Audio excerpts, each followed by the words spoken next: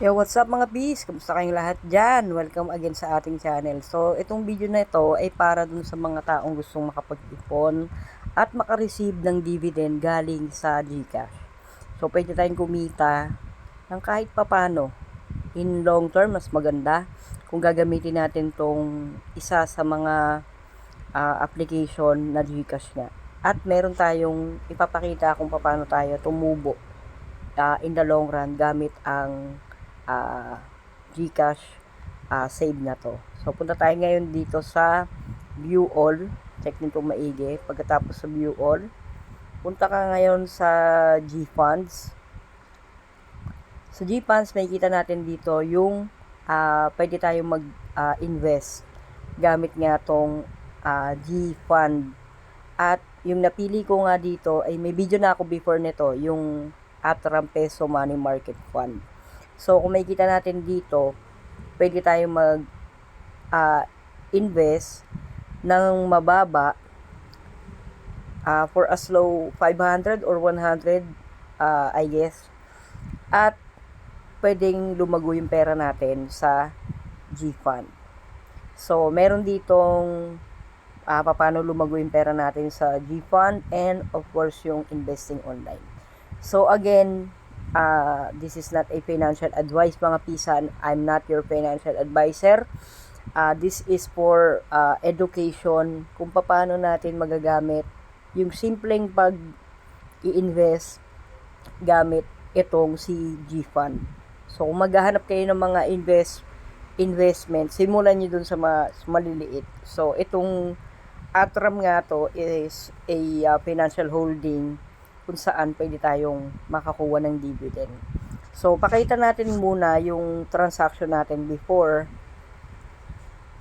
dito kay Atram Peso Money Fund. So, si Atram Peso Money Fund, nag-start ako dito December 5. So, ang una kong in-invest is 500 pesos. Kung makita nyo, December 5.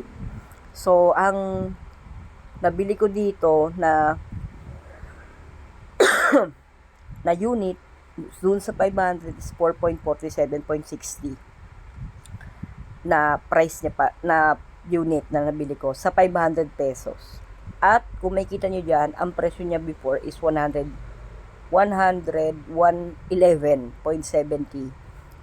noong December 3, 2022.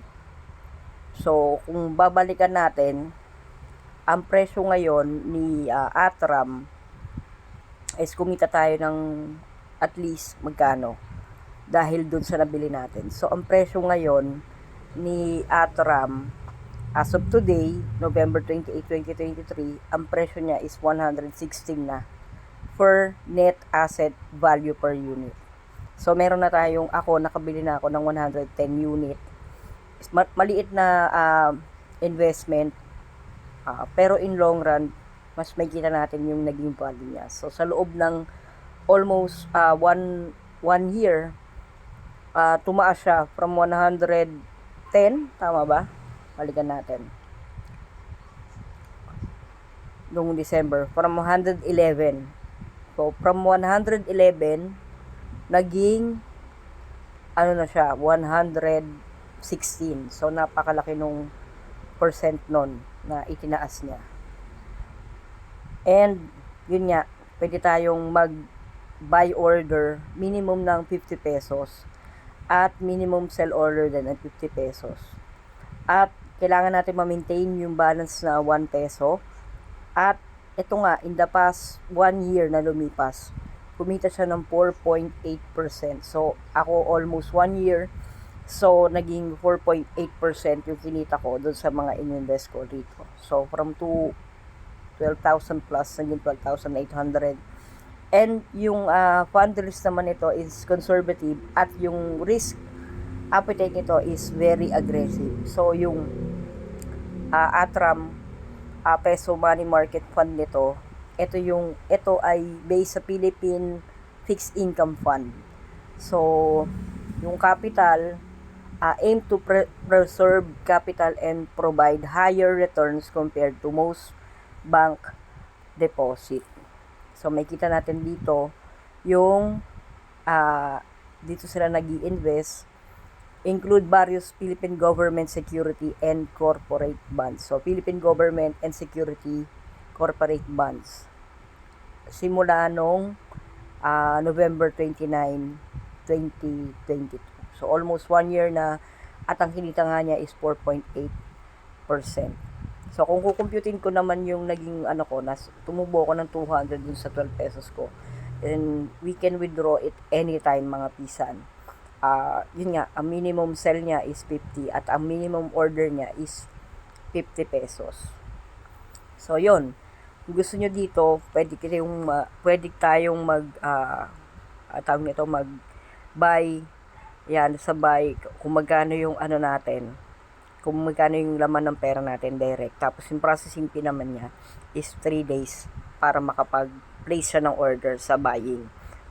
Doon naman sa sell mga pisan, yon minimum na kailangan lang natin maminding ng 1 peso para lang hindi mabura yung investment natin. At yung para makuha natin yung fund natin ay minimum 4 days kung gusto natin kunin yung fund natin dito nga sa Atram Peso Money Market. So yun, sana meron kayong kahit papanong natutunan regarding sa investment gamit ang GCash. Maraming salamat mga pisan. Let's go!